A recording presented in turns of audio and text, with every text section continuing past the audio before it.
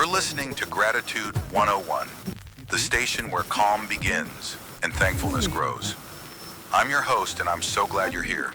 Take a deep breath, slow down, and let's continue with our wonderful guest, Joe Dispenza. When they start feeling gratitude, it's very interesting because the emotional signature of gratitude is that something wonderful just happened to you. Something favorable is happening to you, right? So you've just received something, or you're receiving something, you say thank you.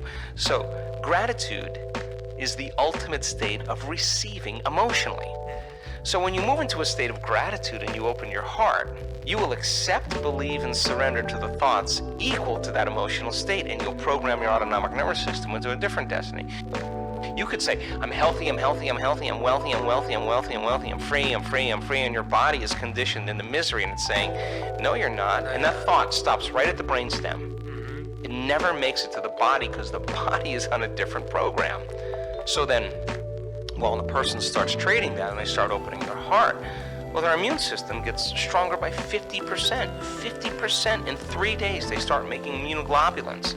Their body's natural defense against viruses and bacteria is 50%, not a little bit, a lot. That's one study. And so trading that, telling the body it's in the environment where it already happened.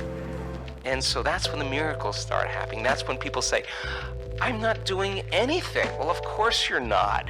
You don't have to. Yeah. So then, last point about this, because it's so important that people understand that most people are creating matter to matter. So the more you live by the hormones of stress, the more altered you are inside of you. The rush of those adrenal chemicals narrows your focus, the senses are heightened, and we become materialists. And now all of our attention is on our bodies, on our environment, and on time, and now we're lost in the VR machine of three-dimensional reality. Everything appears separate. So I'm here and you're there, and there's space and time between us. Then there's me here and there's my dreams. I place them way out there in the future. Why do I place them out there? Because I'm estimating how much I have to work to get that house, to get that car, how much I have to save, how much overtime I have to work, what things do I have to do, how do I have to cheat, rob, steal, lie, whatever I have to do to get it, right? That's matter trying to change matter. And so when it doesn't happen, we feel more separation. We try harder, we force, we pray, we control, all that stuff. So then, creating from the field instead of from matter means that you have to take all of your attention off your body, all of your attention off all the people in your life, all your attention off all the objects and things, all the places, and even time itself, and become nobody, no one, no thing, nowhere, no time. And if you're not any of those things, what are you? You're consciousness. And now you are liberated from the rules of three-dimensional reality where everything takes time and energy to get what you want. Now when we create from the field instead of from matter, because it's not matter that's emitting the field. It's actually the field that's creating matter. Change the field, you change matter, right? Now this is not something you take one bite of and you get. It's something you gotta really practice. So then, by doing this properly with a coherent brain and a coherent heart, you got a Wi-Fi signal. And if you're creating from the field instead of from matter, you no longer have to go anywhere to get what you want. If you are connected to that invisible field of energy called the unified field, the quantum field, which connects everything physical and material, and you're aware of it and you're connected to it. You're connected to source. Why would you, if you were source, why would you go get anything? You draw it to you. So the thought, the coherent brain, is the intent. It's the electrical charge. The elevated emotion, the heart, has a magnetic signature. It's the magnetic charge. The thought sending the signal out, it's a directive. The feelings drawing the event back. Create that combination, and now you're going to collapse space and time, and you're going to draw those synchronicities to you. Now, I'm here in this lifetime. I'm clear that I want to master that. I want to get good at that because I did the other stuff. You can get successful the other way, but you're too tired. It takes too much energy. I would rather synchronize my energy to synchronicities in my life and be mystified by, wow, this stuff really works. And every synchronicity that happens that catches you off guard and brings you joy and awe and wonder you're going to use that energy to create the next one. And it gets weird. I've had some crazy synchronicities in the last 3 days. I'm laughing while I'm driving going, oh my God, this life is so incredibly mysterious. What an amazing ride this is. That's a different perspective when you're not synchronizing. Well, you ask the person, was it worth it? You showed up every day, was it worth it? Absolutely.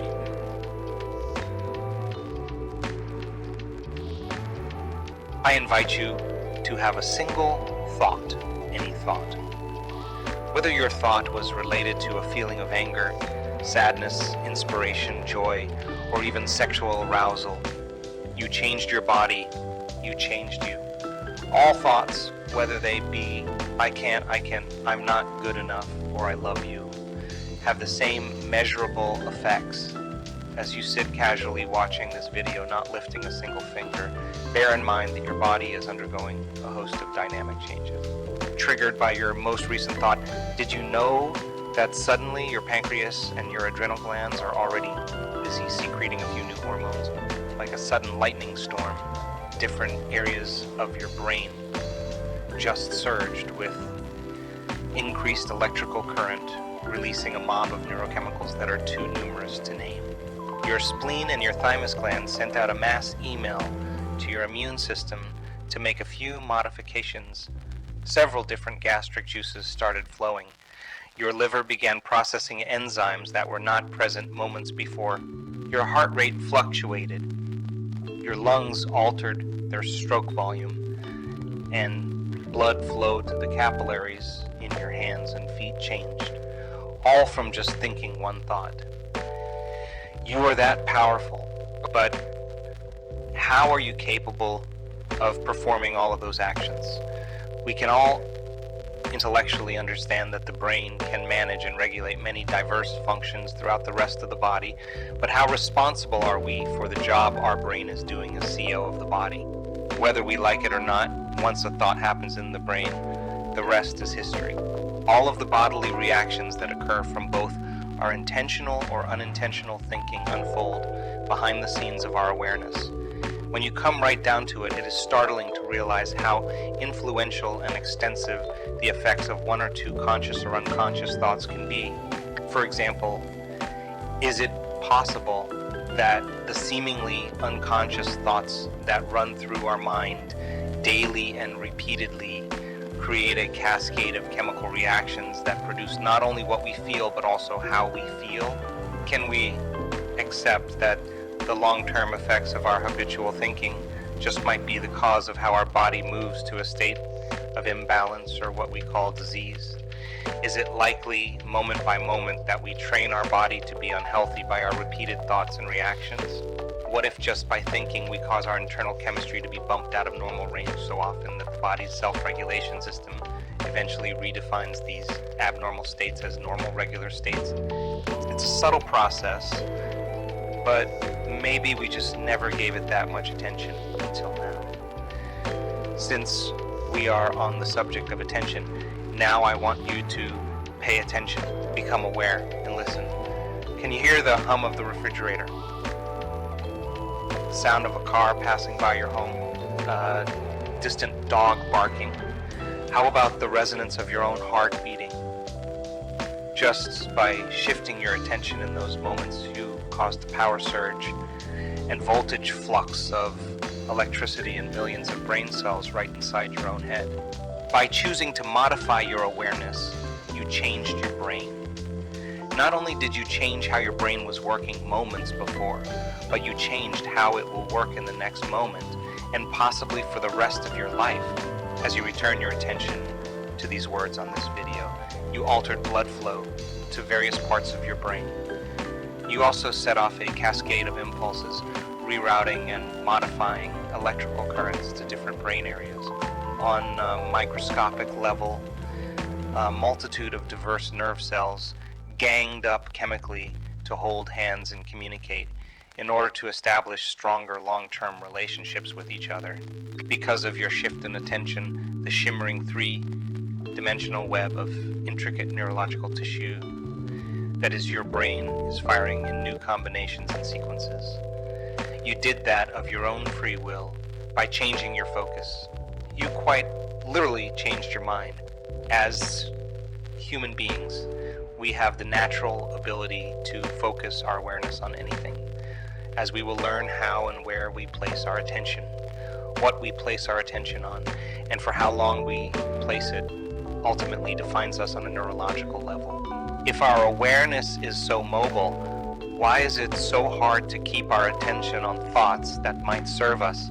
Right now, as you continue to concentrate, you might have forgotten about the pain in your back, the disagreement you had with your boss earlier today, and even what gender you are. It is where we place our attention, and on what we place our attention that maps the very course of our state of being. For example, we can, in any given moment, think about a bitter memory from our past that is only tattooed in the intimate folds of our gray matter, and like magic, it comes to life. We also have the option of attending to future anxieties and worries that do not readily exist until they are conjured up by our own mind. But to us, they are real. Our attention brings everything to life and makes real what was previously unnoticed or unreal. Believe it or not, according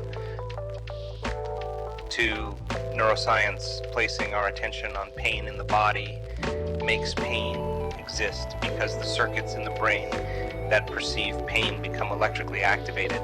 If we then put our full awareness on something other than pain, the brain circuits that process pain and bodily sensations can be literally turned off, and presto, the pain goes away. But when we look to see whether the pain is gone for good, the corresponding brain circuits once again activate, causing us to feel the discomfort return.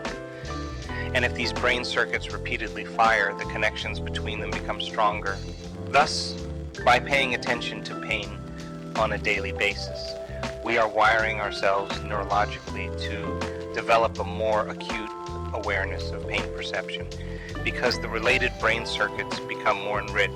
Your own personal attention has that much of an effect on you. This could be one explanation to how pain and even memories from our distant past characterize us. What we repeatedly think about and where we focus our attention is what we neurologically become. Neuroscience finally understands that we can mold and shape the neurological framework of the self by the repeated attention we give to any one thing. Everything that makes us up. The you and the me, our thoughts, our dreams, our memories, our hopes, our feelings, our secret fantasies, our fears, our skills, our habits, our pains, and our joys, is etched in the living lattice work of our 100 billion brain cells. By the time you have watched this far in the video, you have changed your brain permanently. If you learned even one bit of information, tiny brain cells have made new connections between them, and who you are is altered. The images that these words created in your mind have left footprints in the vast, endless fields of neurological landscape that is the identity called you.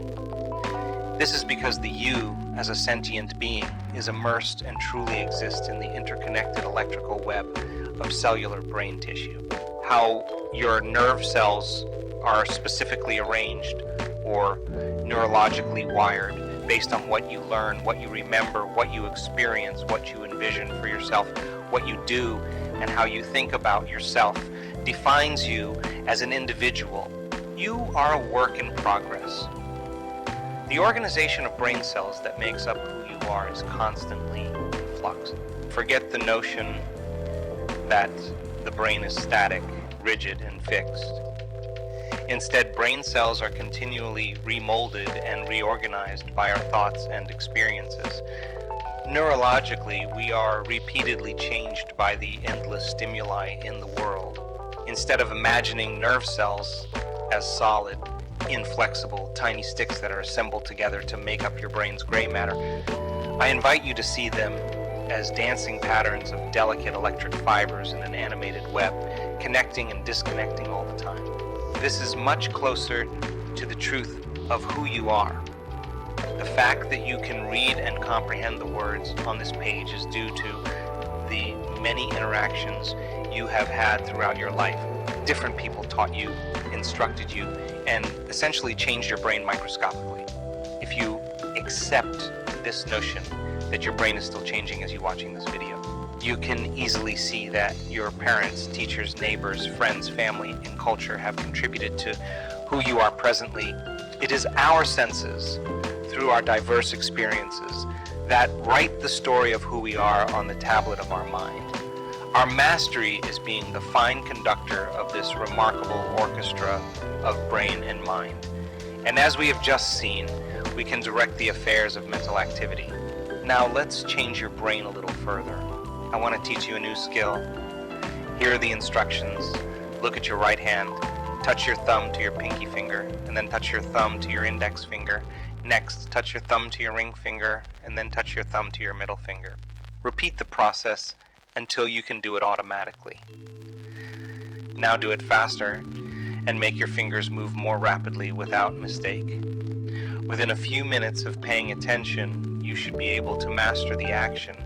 To learn the finger movements well, you had to rise out of your resting state from relaxing and reading to a heightened state of conscious awareness. Voluntarily, you perked up your brain a little. You increased your level of awareness by your intentional free will. To succeed in memorizing this skill, you also had to increase your brain's level of energy. You turned up the dimmer switch to the light bulb in your brain that is constantly on, and it got brighter. You became motivated, and your choice to do this made your brain turn on. Learning and performing the activity required you to amplify your level of awareness. By increasing blood flow and electrical activity to different areas in your brain, you could stay more present with what you were doing. You kept your brain from wandering to any other thought so that you could learn a new action, and that process took energy. You changed the way the arrangement of millions of brain cells fired in diverse patterns. Your intentional act took will, focus, and attention. The end result is that you are once again neurologically changed, not only by thinking a thought, but also by demonstrating an action or a new skill. In a moment, I want you to close your eyes. This time, instead of physically demonstrating the finger exercise, I want you to practice doing that same action in your mind. That is, remember what you did just moments before and mentally touch each finger the way I asked you to earlier. Thumb to pinky finger, thumb to index finger, thumb to ring finger, and thumb to middle finger. Mentally rehearse the activity without physically doing it. Do it a few times in your mind and then open your eyes. Did you notice that while you were practicing in your mind, your brain seemed to imagine the entire sequence just as you actually did it? In fact, if you paid full attention to what you were rehearsing in your mind's eye by focusing on mentally practicing those finger actions, you fired the same set of nerve cells in the same part of your brain as if you were actually doing them. In other words, your brain did not know the difference between your doing the action or your remembering how to do the action. The act of mental rehearsal is a powerful way you can grow and mold new circuits in your brain. Recent studies in neuroscience demonstrate that we can change our brain just by thinking. So ask yourself, what exactly do you spend most of your time mentally rehearsing, thinking about, and finally demonstrating? Whether you consciously or unconsciously fabricate your thoughts and actions, you are always affirming and reaffirming your neurological self as you. In evolution, the frontal lobe has been the last part of the brain to develop, just behind the forehead and right above the eyes. You hold the image of yourself in the frontal lobe, and what you hold in this special place determines how you interact in the world and perceive reality. The frontal lobe controls and regulates other older parts of the brain. Keep in mind that whatever you spend your time mentally attending to, that is what you are and what you will become. You may ask at this point, what is it that allows us to voluntarily modify how the brain works? Where does the you exist, and what allows you to turn on and off different brain circuits that then make you aware or unaware? The you I'm talking about operates and lives in a part of the brain called the frontal lobe. And without the frontal lobe, You are no longer you. The frontal lobe navigates your future, controls your behavior, dreams of new possibilities, and guides you throughout life. It is the seat of your conscience. The frontal lobe is evolution's gift to you. This brain region is most adaptable to change and is the means by which you evolve your thoughts and actions.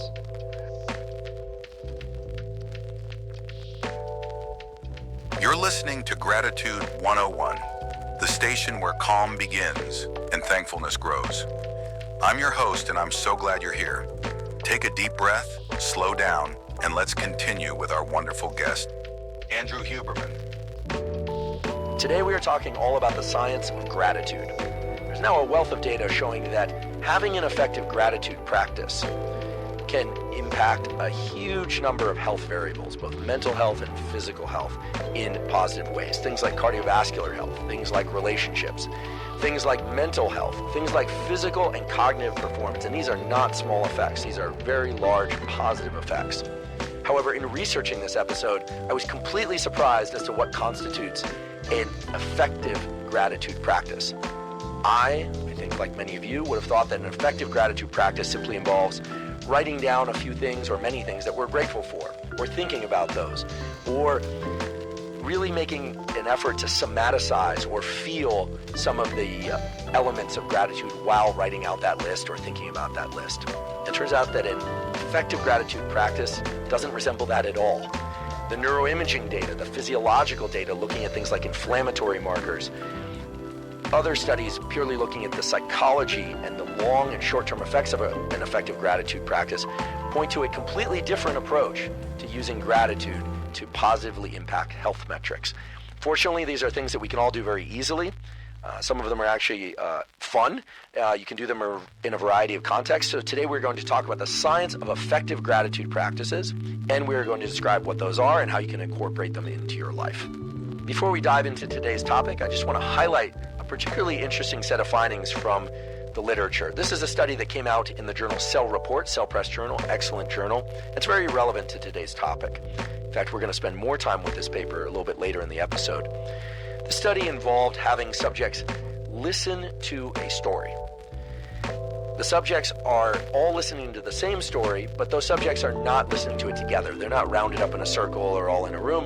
They're in separate rooms or entirely separate locations on the planet, or they are actually brought into the laboratory on separate days.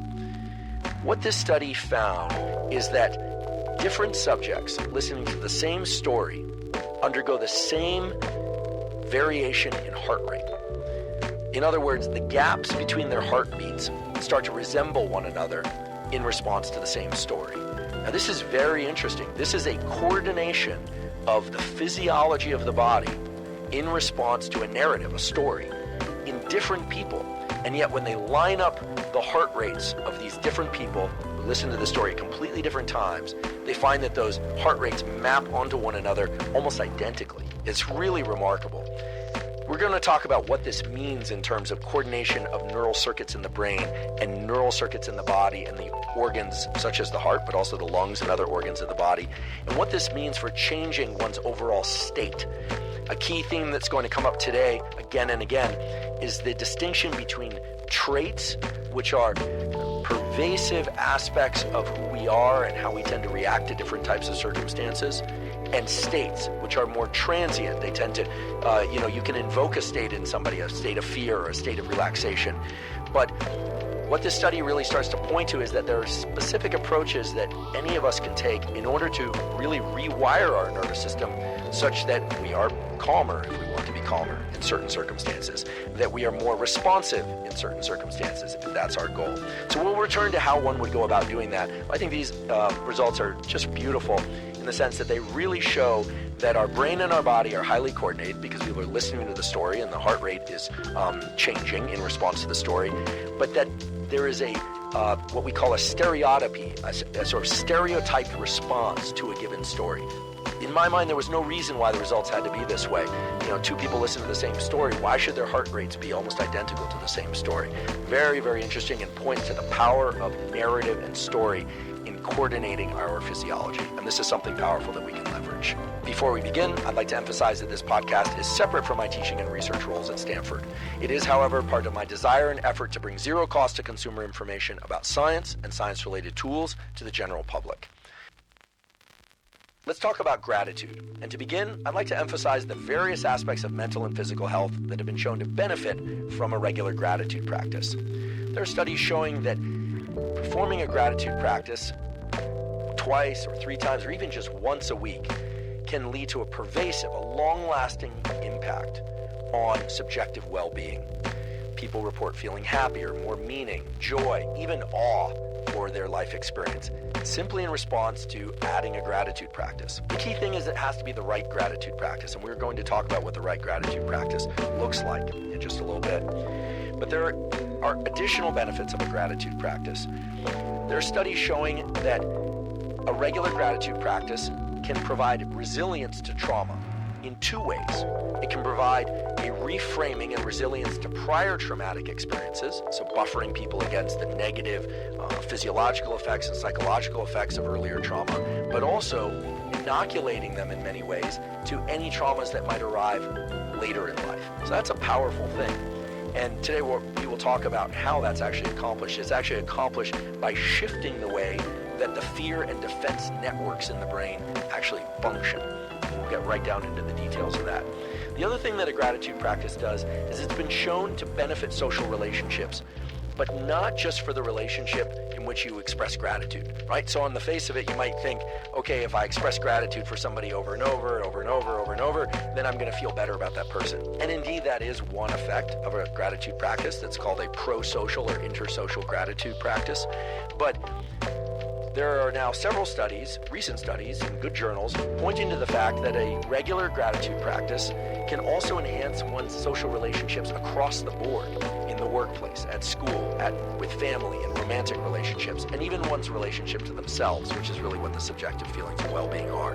So it's clear to me that an effective gratitude practice has an outsized effect on many, many aspects of mental and physical health.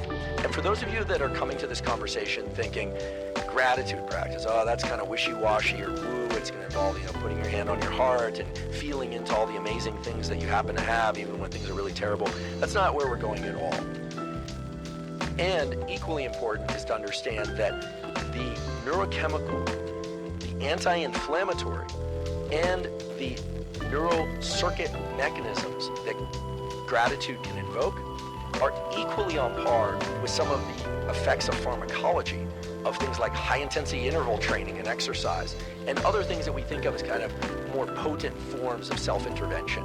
So if you are of the mindset that a gratitude practice is kind of weak sauce, buckle up, because the data actually point to the fact that a gratitude practice is a very, very potent way in which you can steer your mental and physical health in positive directions, and that those effects are very long-lasting. Before we dive into the tools and mechanisms and scientific studies around gratitude, I'd like to just set the framework for the discussion. Gratitude is what we call a pro-social behavior or a pro-social mindset.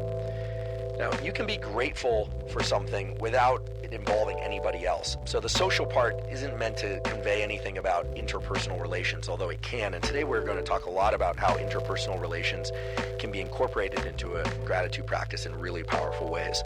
But pro-social behaviors are basically any behavior or mode of thinking that allow us to be more effective in interactions with other people, including ourselves. Now, pro-social is not just a name that we give these different tools and practices and mindsets. There are actually neural circuits in the brain that are specifically wired for pro-social thoughts and behaviors. And these are distinctly different from the circuits in the brain that are involved in defensive behaviors.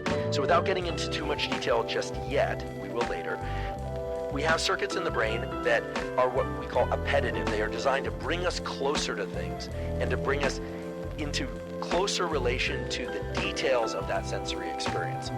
Now that could be a delicious food that you're eating, it could be interacting with a loved one, it could be interacting with a friend or anyone that you happen to like, it could even be in your relation to yourself. These circuits that we're calling prosocial circuits light up in the brain in neuroimaging, meaning the neurons are firing more actively, more electrically, robustly, sort of like turning up the volume on these neural circuits in the brain.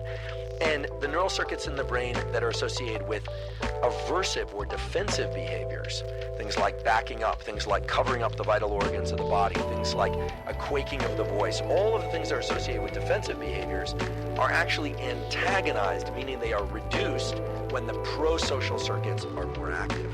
So the framework here that I'd like to set is that we have this kind of seesaw of neural circuits in the brain, one set that are prosocial and are designed to bring us closer to others, including ourselves, closer to certain sensory experiences, right? Because a lot of prosocial behaviors can also be geared towards things like pets or food or anything that we find we want to be closer to and want more of. Whereas the defensive circuits involve areas of the brain, yes, such as areas that are involved in fear, but also areas of the brain and body that are literally associated with freezing or with backing up.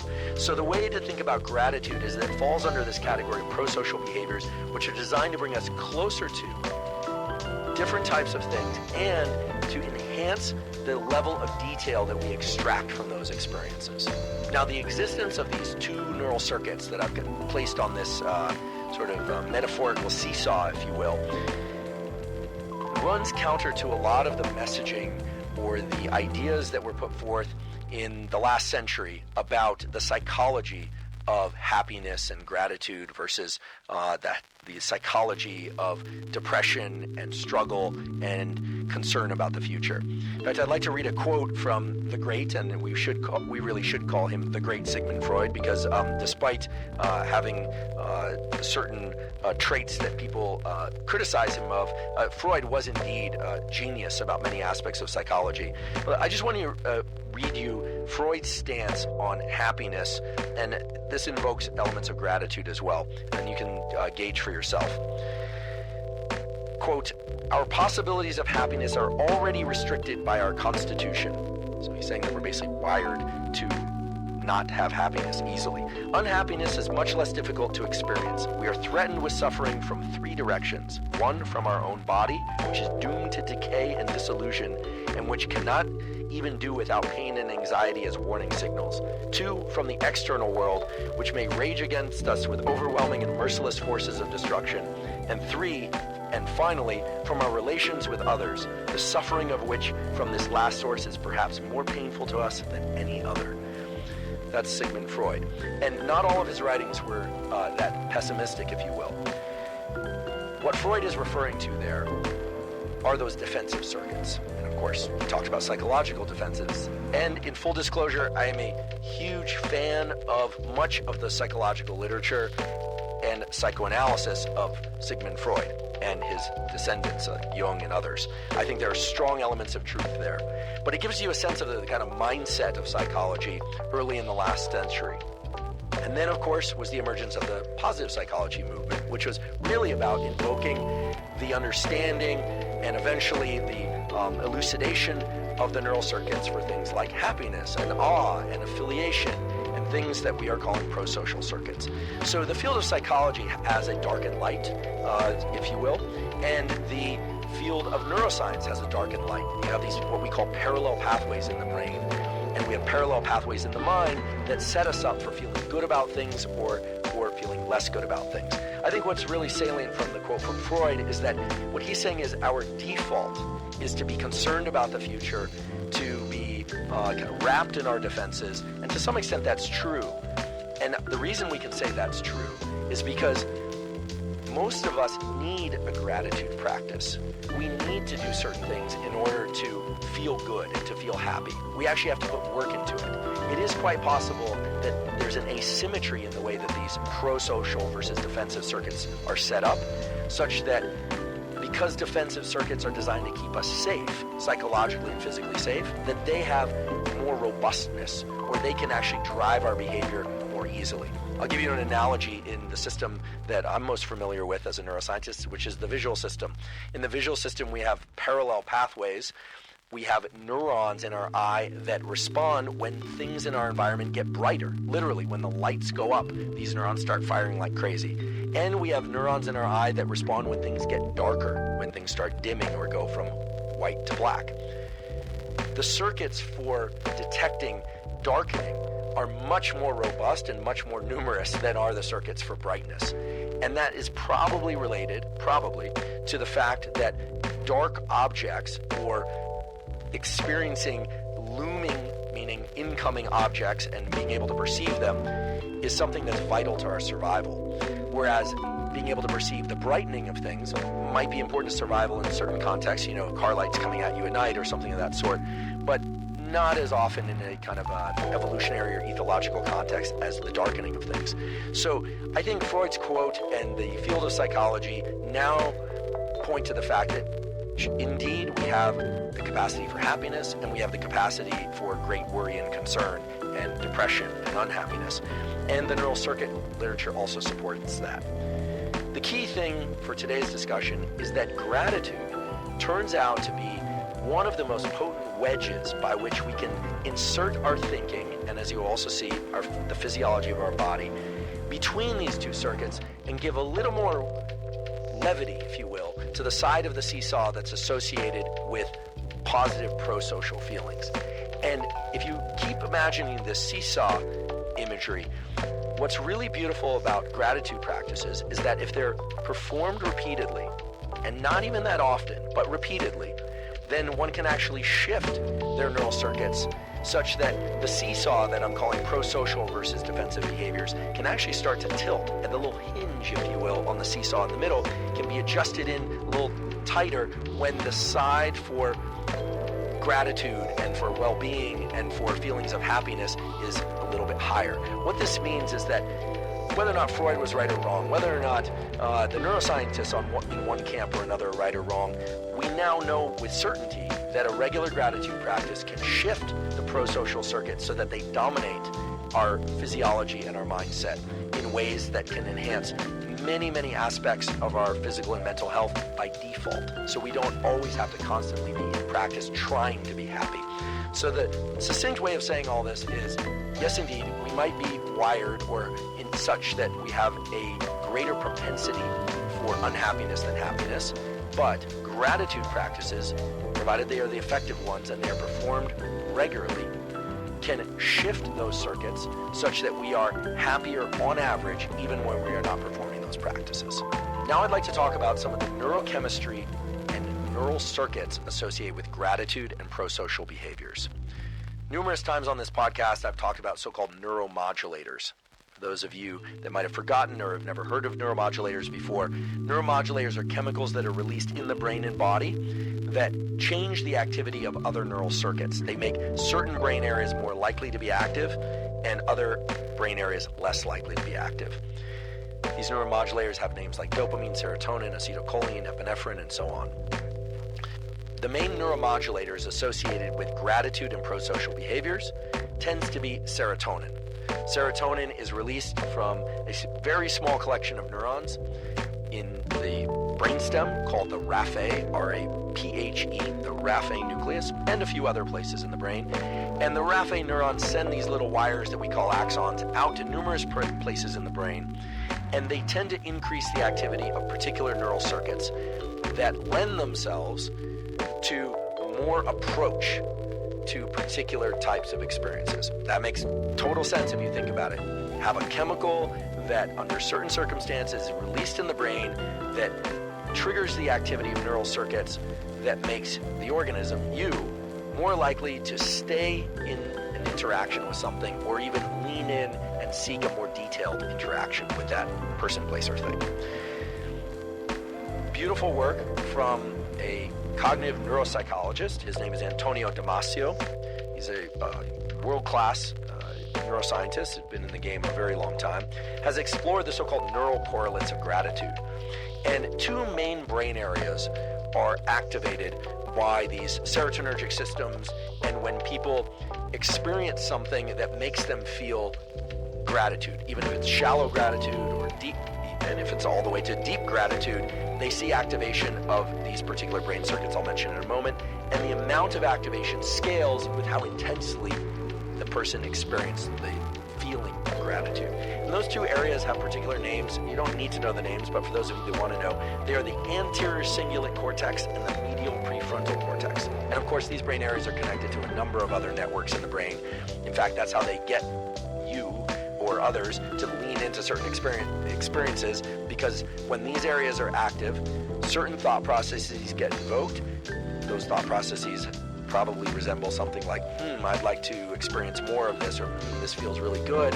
And then they literally feed onto your muscles via the neurons, making you happy to stay stationary if you're experiencing something you like, or to move closer to something that you find attractive to you, literally.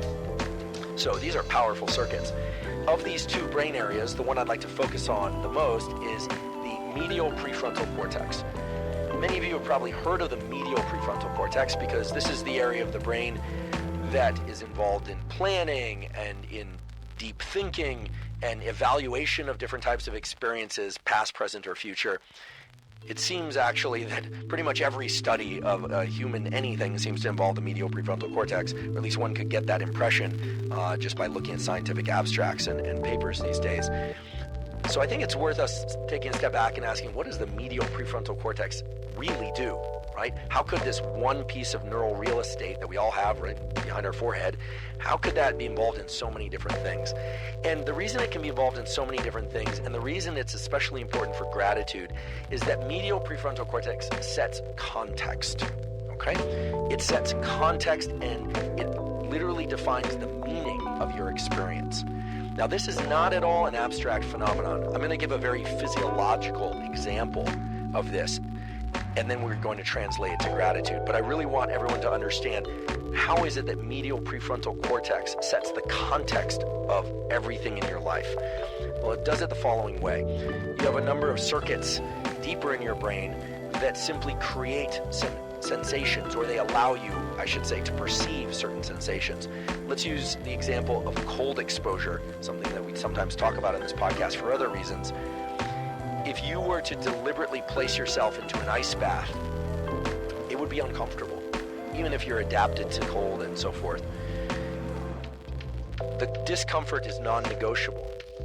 However, if you are doing it because you want to, or because you have knowledge that there are particular health benefits, the medial prefrontal cortex can then control areas of your deeper brain, like the hypothalamus, to positively impact the neurochemicals that are released into your system. You'll still get a lot of adrenaline by getting into the ice bath, but the fact that you are doing this deliberately, and your knowledge that you are making the choice, that it's you that's deciding to put yourself through this discomfort, has been shown to create a very different and positive effect on things like dopamine, on things like anti-inflammatory markers in your immune system, etc., compared to if someone pushes you into an ice bath, or if you are doing it because someone insists that you do it and you really, really don't want to. So there's a very subtle distinction here.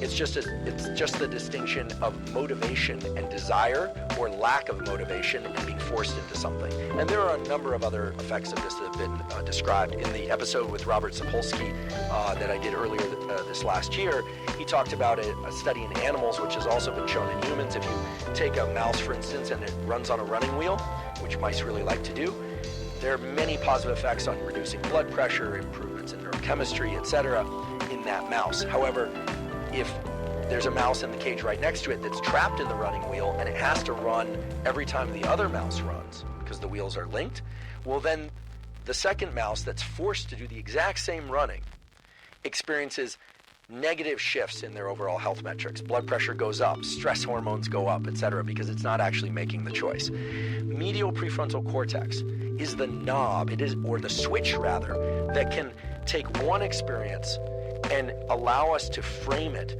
such that it creates positive health effects, and the exact same experience framed as something we don't want to do or that we are forced to do can create negative health effects. Now, how exactly the neurons in medial prefrontal cortex do that is rather complicated and frankly not completely understood. But it's somehow able to adjust the activity of other neural circuits that are purely reflexive, as we say in neuroscience, like really dumb neural circuits that are just like switches, and place a context onto it. So gratitude is a mindset that activates prefrontal cortex, and in doing so sets the context of your experience such that you can derive tremendous health benefits, which leads us to the question, what kind of gratitude practice is going to accomplish this, right? Because it is not simply the case that I can take a knife, please don't do this experiment, and cut my hand and say, oh, I'm going to enjoy this. I'm doing this because this is good for me, and it won't hurt. Of course it'll hurt, just like the ice bath is cold no matter what. But I can't lie to myself, right? If I have some knowledge that cutting myself is bad for me, that's very hard to override. And so the medial prefrontal cortex has a tremendous capacity to set context, and it does that beautifully with respect to gratitude. But you can't simply lie to yourself. You can't simply say, oh, well, every experience is a learning experience, or, a terrible thing that happens, oh, good. I'm just going to say good, and that your body will react as if it's good for you. That's a myth, and frankly, it's a myth that's fairly pervasive in the self-help and self-actualization literature. We have the opportunity to reframe and set context on our experiences, but that requires a very specific set of practices. We can't simply lie to ourselves or quote-unquote fake it until we make it. Neural circuitry is very powerful and very plastic. It can be modified, and it's very context-dependent, but it's not stupid. And when you lie to yourself about whether or not an experience is actually good for you or not, your brain knows. So what does an effective gratitude practice look like? Let's examine what an ineffective, what a poor gratitude practice looks like, because therein lies some really important information, including the fact that I think millions of other people out there are doing it wrong. Most gratitude practices that you see online and that people talk about in various talks and so forth involve something like writing down or reciting or thinking about 5 or 10 or 3 or 20 things that you're especially grateful for, and then really trying to feel into some of those, really try and think deeply about the emotions, the sensations, the perceptions that are associated with those particular people, places, and things on your list. Most studies actually point to the fact that style of gratitude practice is not particularly effective in shifting your neural circuitry, your neural chemistry, or your somatic circuitry, the circuits in your body, because you literally have organs and neural circuits that are connected, the circuits of your brain and body, toward enhanced activation of prefrontal cortex, enhanced activation of these pro-social neural networks that we were talking about earlier. Now that may come as a surprise to many of you, and certainly came as a surprise to me. There is some evidence that if there's a shift in so-called autonomic arousal during these gratitude practices, these ones that I'm calling ineffective, that they can be made slightly more effective. So what do I mean by a shift in autonomic arousal? Well, very briefly, we have an aspect to our nervous system, both within our brain and body, that we call the autonomic nervous system. It's a little bit of a misnomer because autonomic means automatic, and in fact we can take control of the autonomic nervous system. It has one branch, meaning one set of connections and circuits that are associated with making us more alert, the so-called sympathetic nervous system, or I should say sympathetic arm of the autonomic nervous system, but that's really a mouthful. It's really associated with enhanced alertness of any kind for excitement or fear, and it has nothing to do with sympathy. It's just about enhanced alertness. And then the other arm of the autonomic nervous system is the so-called parasympathetic arm of the autonomic nervous system, but that's also a mouthful. So let's just say it's the calming aspect of the autonomic nervous system. So it's associated with decreased heart rate, decreased breathing rate, etc. So we have these two aspects to our autonomic nervous system, and it has been shown that if people are brought into a state of heightened sympathetic tone, meaning more alertness, then the intensity of the emotions that they experience in their gratitude practice is enhanced, and the effectiveness of that gratitude practice can be enhanced. This is seen nowadays somewhat commonly as having people, for instance, cyclic hyperventilated breathing, as we call it in my laboratory. Breathing that's very intense. So the inhale, exhale very deeply for 25 or 30 breaths. Then people will sit in a meditative stance, or they'll focus on their notepad and paper, and they'll write out the things that they're grateful for, and then they'll really try and feel into those things, or they'll think about those things. And it makes perfect sense as to why enhancing autonomic arousal toward more alertness would create more robust feelings or more robust impact of these gratitude practices, because in that state you are more alert, and therefore you are able to bring more detail, more richness to the perception and the understanding of what those things on your list happen to be. And I should say that there are numerous other approaches to this, and sort of self-help type stuff and self-actualization seminars. People will do things like cold baths, or they'll do chanting, or they'll have any number of different experiences, all of which are mainly geared towards increased autonomic arousal. There are even practices out there using pharmacology to create increased autonomic arousal and then drop into gratitude. Across the board, those increase the potency of the gratitude practice of listing things out on paper or in one's mind, or saying them out loud. But somewhat surprisingly, at least to me, that form of just expressing thanks, expressing gratitude, is not the most effective way to shift these pro-social circuits in positive ways for one's physiology and anatomy and psychology. It turns out that the most potent form of gratitude practice is not a gratitude practice where you give gratitude or express gratitude, but rather where you receive gratitude, where you receive thanks. And this, to me, was very surprising. There are a number of studies about this now. One in particular that I think is interesting is called prefrontal activation while listening to a letter of gratitude read aloud by a coworker face-to-face, a NIRS study, N-I-R-S. I'll explain what all this means. You now know what the prefrontal activation part is. This is activation of the prefrontal cortex. The NIRS, N-I-R-S study, that's just a technical term. It's a form of imaging brain activity. It's non-invasive, so it's a kind of a skull cap. It looks like a hoodie with a bunch of wires coming out of it, basically, that can measure neural activity without having to remove any parts of the skull or put a person into one of these tube-like fMRI machines, which is very invasive. It's also a wonderful tool because it allows human subjects in the laboratory to move around and to engage with one another. So in this particular experiment, what they did is they had coworkers write a letter of gratitude, of thanks to another coworker, unbeknownst to the other coworker, and then they sat down together and then they imaged brain activity as this letter was being read and as the letter was being received. And it showed very robust effects on these prefrontal networks that pointed to the fact that receiving gratitude is actually much more potent in terms of the positive shifts that it can create than giving gratitude.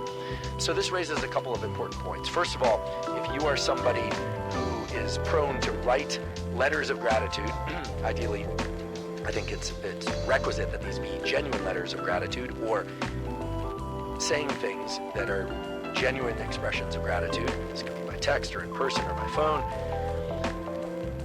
You have within you a very potent form of shifting somebody else's neurology.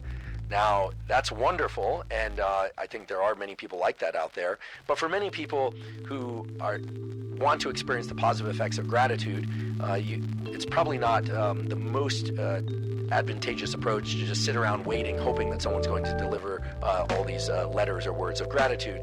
How is it that you can create that sense of receiving gratitude for yourself and thereby derive the effects of gratitude as outlined in this particular study? And there we go back to the important work of the great Antonio Damasio, who explored these neural correlates of gratitude to define the areas of the brain that are associated with pro-social behaviors, like the prefrontal cortex. And what's really interesting about the work that Damasio and colleagues did is, first of all, they used functional magnetic resonance imaging. So this is a very high resolution approach to exploring what areas of the brain are active, and it has very high what we call temporal resolution, meaning you can see things in time at very fine scales. So a lot of mechanistic detail that can emerge from these sorts of studies. What they did was interesting. Rather than have people express gratitude, they had the subjects go into the scanner, so their brains are being imaged, and they watched narratives, stories about other people experiencing positive things in their life. And in this case, these were powerful stories. These were stories about survivors of genocide. So that's what they're watching. The subjects were subjects that were not survivors of genocide. So they were watching these videotapes of people that had survived genocide and had people help them along the way as part of their story of survival, either psychological and or obviously they survived long enough to make the videos, so or physical survival. So within these stories, there was a conveyance of a lot of struggle. These people talked about the horrible situations they were in, but also small but highly significant features of their history that had led to their own feelings of gratitude. So, for instance, it says a woman at the image. This is literally from the scientific paper. Somebody had been sick for weeks. So the woman's describing how she'd been sick for weeks, and then another prisoner who was a doctor finds a particular medicine somehow. It doesn't describe how, and literally saves her life. Or an ally who was also in a stricken circumstance gave this person a pair of glasses when their eyesight started to falter. So these sorts of stories. Now, just hearing this in the context of nothing but a scientific paper and discussion, these probably aren't that impactful. What's really important about this study, and is really important for all of us to know, is that these stories of other people receiving things that were powerful for them in their life trajectory is embedded in story. And the human brain, especially, is so oriented towards story. We have neural circuits that like to link together past, present, future, have different characters, protagonists and antagonists. From the time we're very young until the time we're very old, story is one of the major ways that we organize information in the brain. There does seem to be storytelling and story listening circuits in the brain. So what's important is not simply that these people survived genocide. That's obviously important and wonderful, but it's not just that they were helped along the way. It's that the description of their help is embedded in a larger story. So the human subject is in this scientific study is watching these powerful stories, and the neural circuits associated with pro-social behaviors and with gratitude become robustly active when they start to feel some affiliation with the person telling the story. They start to feel some resonance. We might call that empathy, but it doesn't necessarily have to be empathy. Empathy is a somewhat complicated thing to define because it involves literally a setting aside of one's own emotions and really focusing almost entirely or experiencing almost entirely the emotions of another. It could be sympathy, it could be empathy. What we do know is that that the stories themselves were able to shift the physiology of the subjects in this study and activate these, what we're calling gratitude circuitry that involves the prefrontal cortex. So if you think about the earlier study that receiving gratitude is the most powerful way to activate these circuits for gratitude, the subjects in this study in many ways are receiving a sense of gratitude, but through the narrative of one of these other subjects, which I find fascinating. I would have thought great gratitude practices would be sit down and list out all the things you're grateful for. That just seems so logical to me. But it turns out that these neural circuits don't work that way, that to really activate these circuits for gratitude and the serotonin and then probably the oxytocin system as well and its prefrontal networks, one has to powerfully associate with the idea of receiving help. Okay, the subjects are associating or experiencing empathy or sympathy for somebody else who received help. In the other study we described a few minutes ago, the person hearing the letter was receiving gratitude, and that would amplify the activity of these circuits. And that takes us to a larger theme of what are these pro-social circuits? And an important concept to emerge from this is one that's most often associated with the autism literature, frankly, which is this idea of theory of mind. So just very briefly, theory of mind is the ability to attribute or to understand the experience of another without actually experiencing the thing that they're experiencing. Again, it kind of sounds like empathy, but this was actually a term that's now been demonstrated in the psychology and neuroscience that's been linked to some very robust findings associated with brain areas and so forth, that was looking at autistic kids and non-autistic kids. The person largely responsible for developing theory of mind is Simon Baron-Cohen.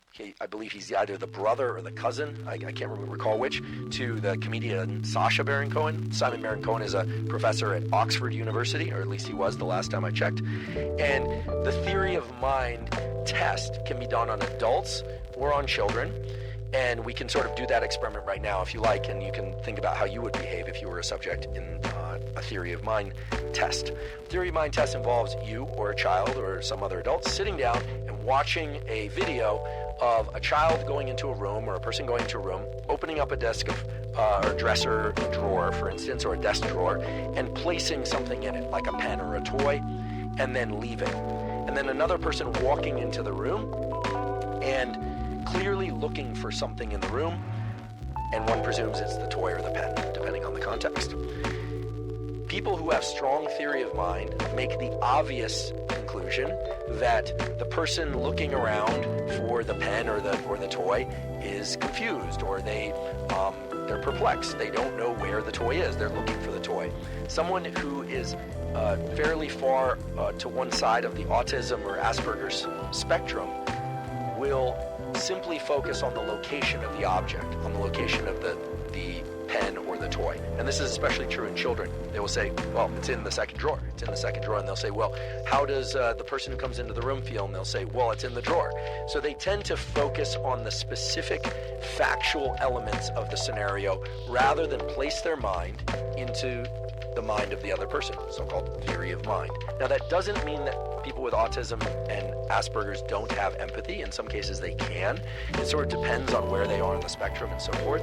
But theory of mind has very strong basis in these prefrontal cortex neural circuits that we were talking about because, as you now know, the prefrontal cortex sets context on what we see and experience. And the theory of mind task that I just described very briefly is a pure example of context setting, right? It's not about just the factual elements about the location of the objects. It's about the context. Someone is looking for something that someone else put someplace that makes it such that that object is hidden.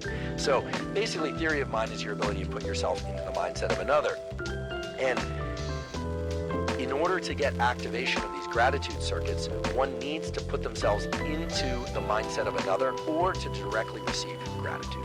So let's just take a moment and start to think about how we are going to build out the ultimate gratitude practice, meaning the most effective gratitude practice for us to do because of all the many positive effects that an effective gratitude practice can have if it's the proper one. It's very clear that receiving gratitude is powerful, but it's also very clear that waiting around to receive that gratitude is an impractical approach.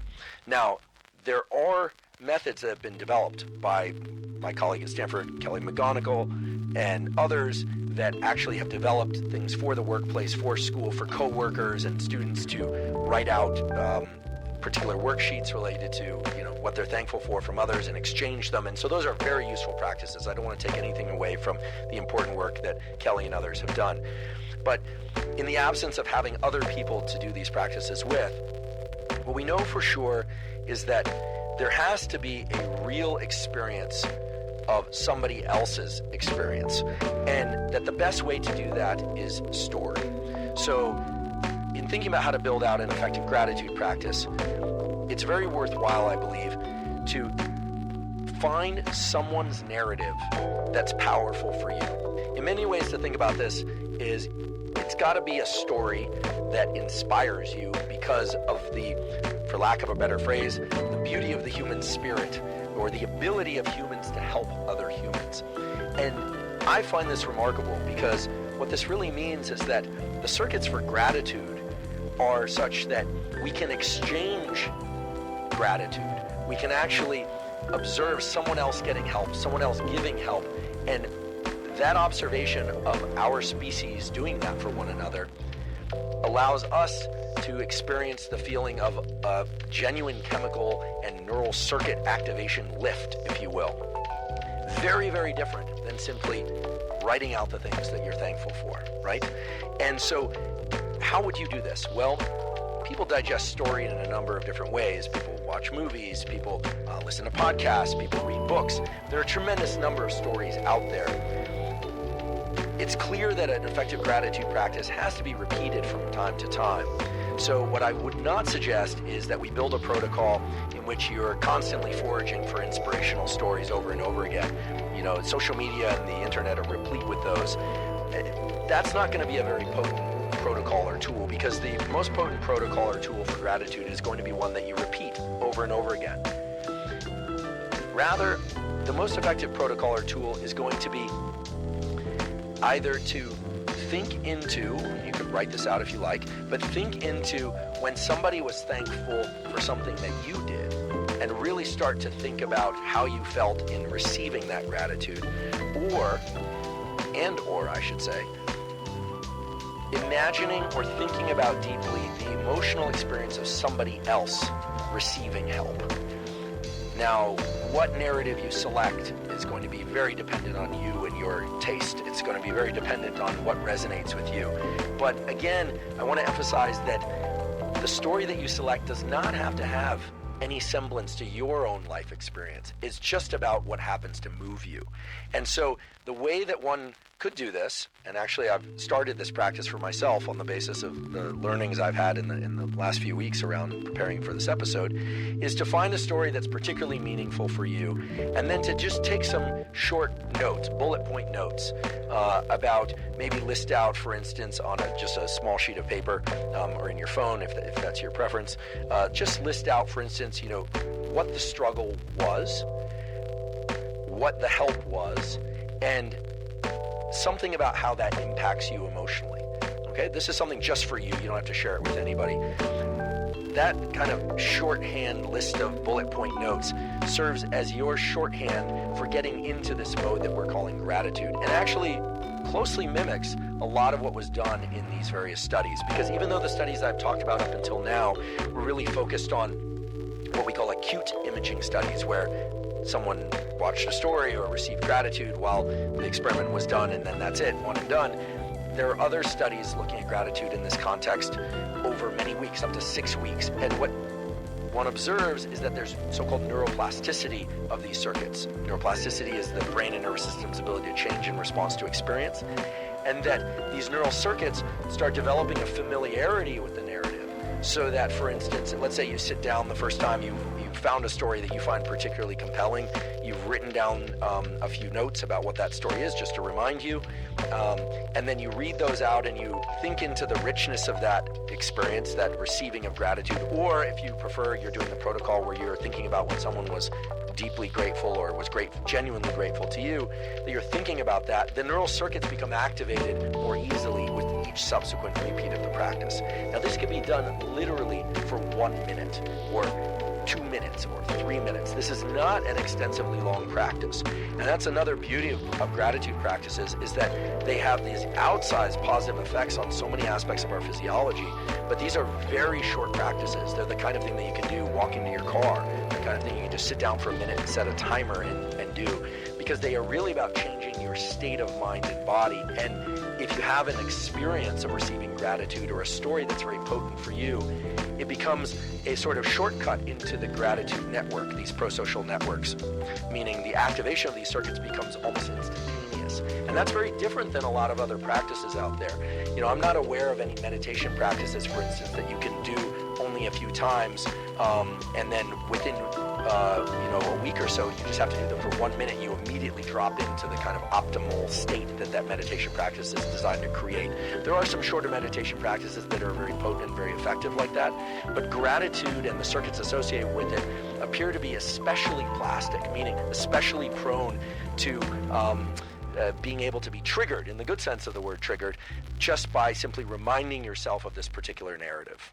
Now, there's another very clear and positive effect of using this narrative or story-based approach to a gratitude practice, and that's what story does for our physiology. Now, earlier in the episode, I mentioned this really incredible study in which listening to a story coordinated the heart rates of different individuals.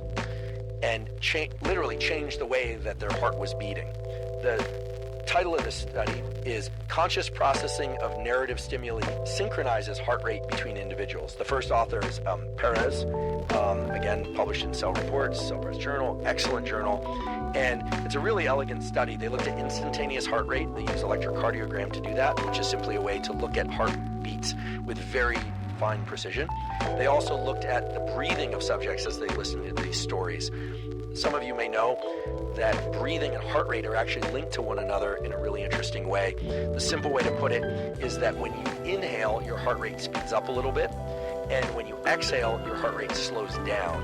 And this is because of the movement of the diaphragm in your thoracic cavity, and the physicians and medical types call this respiratory sinus arrhythmia.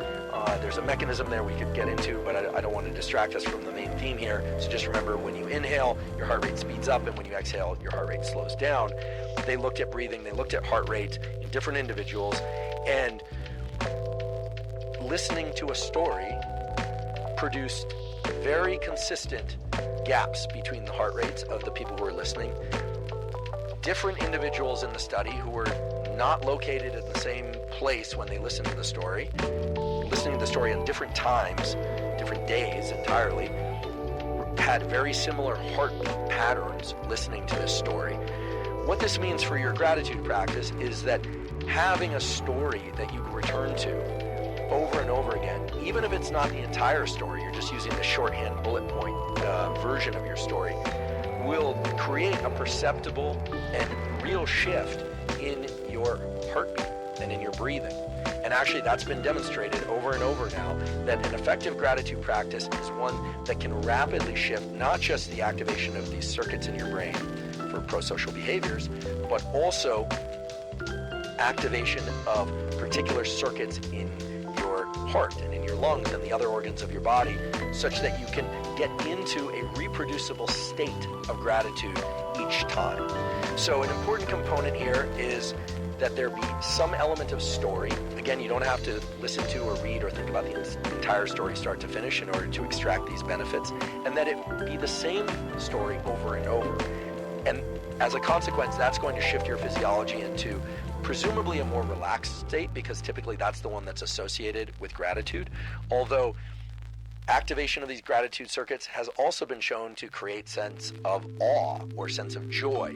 There are a few studies looking at and kind of parsing the difference between gratitude and joy. I was able to find a few studies about that, but in general, the neural circuits that are activated tend to overlap quite a lot with those that create a sense of gratitude. So we don't want to split hairs unnecessarily there. The key thing is that you want to use the same story, even if it's your own experience or somebody else's, and keep coming back to it over and over again. That makes it a very potent tool that you can get a tremendous amount of benefit from with even as short as 60 seconds of practice. Earlier, I talked about how you can't lie to yourself and say, I'm so grateful for this thing that I actually hate. And in a moment, I'm going to tell you about some scientific data that proves the statement I made is true, and that you can't just lie to yourself and derive the benefits of a gratitude practice. The data are also going to point to the fact that if you are giving gratitude, not just receiving it, but giving gratitude, that too has to be genuine. There's a really interesting study published in Scientific Reports, which is a Nature Research journal. The title of it is Neural Responses to Intention and Benefit Appraisal Are Critical in Distinguishing Gratitude and Joy. It's a somewhat complicated study, so I'm just going to hit on some of the high points. But basically what they did is they used functional magnetic resonance imaging. So they could look at brain circuitry activation with very high precision. And they had people receiving money in the context of this experiment, and they had some knowledge as to whether or not the money that they were receiving was given to them wholeheartedly or reluctantly. And there were a number of different variables in the study, including how much money was given. So in some cases it was very little, in other cases it was modest, in other cases it was a lot more. And they also varied the extent to which the giver of the money, called the benefactor, was doing it wholeheartedly or seemed to be doing it somewhat reluctantly.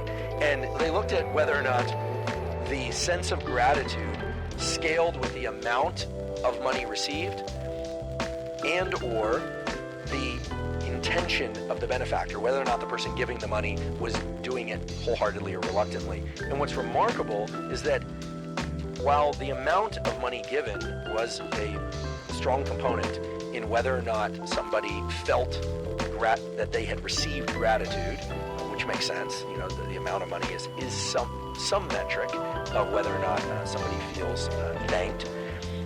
The stronger variable, the bigger impact, came from whether or not the person giving the money was giving it with a wholehearted intention and not a reluctant intention. And of course, there was an interaction where the best circumstance, of course, is where the person received a lot of money from somebody who wholeheartedly wanted to give them a lot of money. And they did every derivation of this. But this is important. This tells us many things that extend way beyond gratitude practices, which is that genuine thanks are what count. Okay? We could probably presume that. But receiving genuine thanks is also a strong variable in determining whether or not we experience real gratitude or whether or not it's empty, regardless of the size of a gift. So this constrains our gratitude practices somewhat, but I think in an interesting and important way. You can't make this stuff up. You can't tell yourself that an experience was great or that, I got a lot of money and therefore it justified it, even though, I think that they gave it to me reluctantly, or my boss hates me, but they gave me a raise. That stuff stings for all the right reasons, because there are circuits in our brain and body that are oriented towards these pro-social interactions, and in some sense what we are looking for as a species, what these circuits want, if you will, is to receive things from people that are giving them wholeheartedly, and that tells us that if we are the giver, that we better be giving wholeheartedly, or we are undermining the sense of gratitude that someone is going to receive from us. So we are gradually building up the ultimate gratitude practice based on the variety of scientific literature that's out there. And I know that many people are probably interested in developing a gratitude practice that has long-lasting, maybe even permanent positive effects on their neural circuitry. So with that in mind, I want to turn our attention to a really interesting study. It's entitled Effects of Gratitude Meditation on Neural Network Functional Connectivity and Brain-Heart Coupling. And to make a long story short, and a lot simpler than that title, repeated gratitude practice changes the way that your brain circuits work. And it also changes the way in which your heart and your brain interact. You're familiar with the fact that your brain controls your heart because you can be stressed about something that's perceived with your brain, and then your heart rate will speed up. You're probably also familiar with the fact that if your heart rate speeds up for some reason or no reason, you probably think, well, what's making my heart rate speed up? And that's because the brain and the heart are reciprocally innervated, as we say. They're talking to one another in both directions. It's a two-way highway. This study looked at changes in so-called functional connectivity within the brain and between the brain and the heart in response to gratitude practices. And as a control, they used what I think is very interesting, a resentment intervention. I think resentment is an apt control and quite different than gratitude. To make a long story short, what they found is that a repeated gratitude practice could change the resting state functional connectivity in emotion and motivation-related brain regions. If I haven't mentioned a strong enough incentive for doing a regular gratitude practice until now, this is definitely the one to pay attention to. Because what they found was a regular gratitude practice could shift the functional connectivity of emotion pathways in ways that made anxiety and fear circuits less likely to be active, and circuits for feelings of well-being, but also motivation, to be much more active. I find that remarkable and important because a number of people struggle with issues of motivation. A lot of people who are highly motivated also have issues with anxiety and fear, and so this study really points to the fact that it's a twofer. If you have a good gratitude practice and you repeat it regularly, you reduce the fear anxiety circuits, you increase the efficacy of the positive emotion feel-good circuits, and the circuits associated with motivation and pursuit are actually enhanced as well. So that's a very strong incentive to have a gratitude practice and one that you use regularly. We'll talk about how regularly in just a moment. I don't want to go into too many details of this study, although we will put a reference to it if you like. It includes a lot of fMRI data, imaging data of different brain areas, many, many tables and examples of matrices of before and after gratitude, after resentment, etc. You do indeed have circuits in your brain for resentment, whether you like it or not. We all do.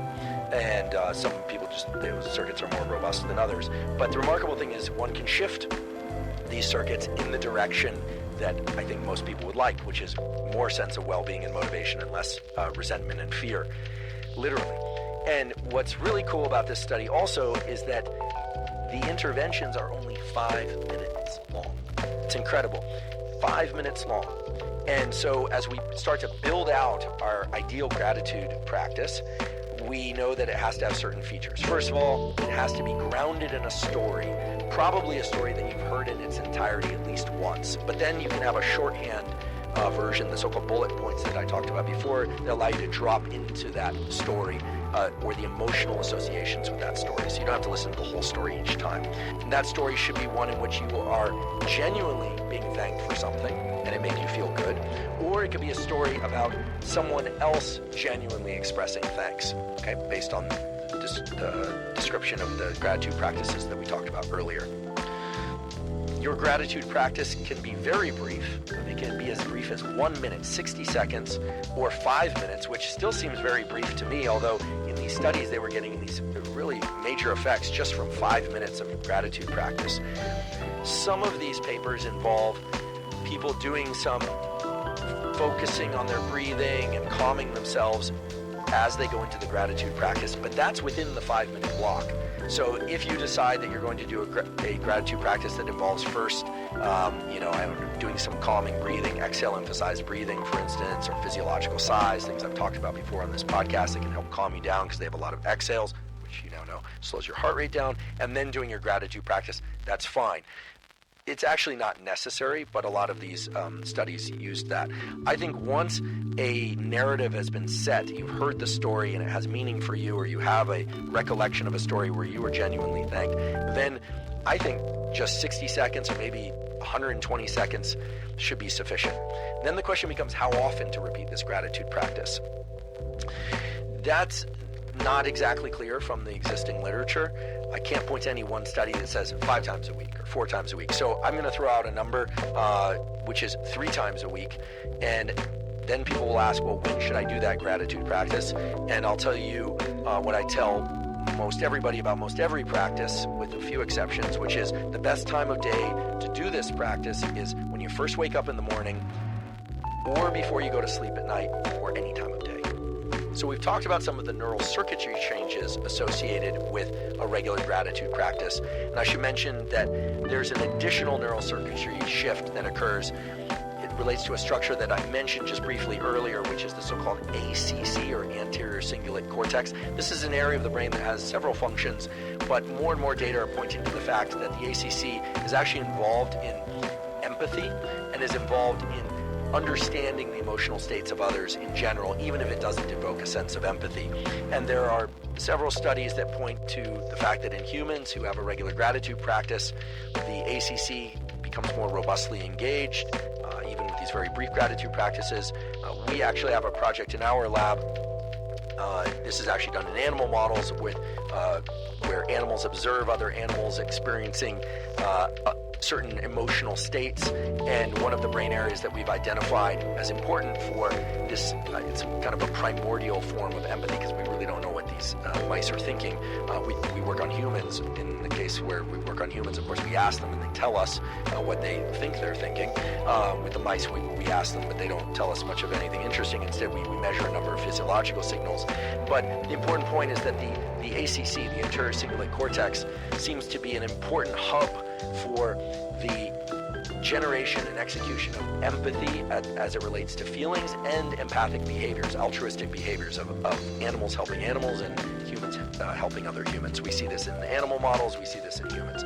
So if you want to be a more empathic person, a gratitude practice is also going to be very effective for that, it appears, especially using this narrative type approach where you are using someone else's narrative of receiving gratitude as a way to tap into your own sense of gratitude. Thus far, we've mainly talked about the effects of gratitude on neural circuit activation and changes, a little bit about some of the changes that are happening in terms of the body, heart rate, and breathing, and so forth. But we haven't talked a lot yet about the changes in health metrics, in things like inflammation or reductions in inflammation and immunity and things of that sort. So with that in mind, I'd like to describe the results of a really interesting recent study that was published in the journal Brain Behavior and Immunity. This was published 2021. The title of the study is Exploring Neural Mechanisms of the Health Benefits of Gratitude in Women, a randomized controlled trial. The first author is Hazlitt. And basically, what this paper showed was that women who had a regular gratitude practice of the sort that we've been talking about up until now showed reductions in amygdala activity, a brain area associated with threat detection, an intimate part of the fear network in the brain. So reductions in amygdala activation and large reductions in the production of something called TNF-alpha, tumor necrosis.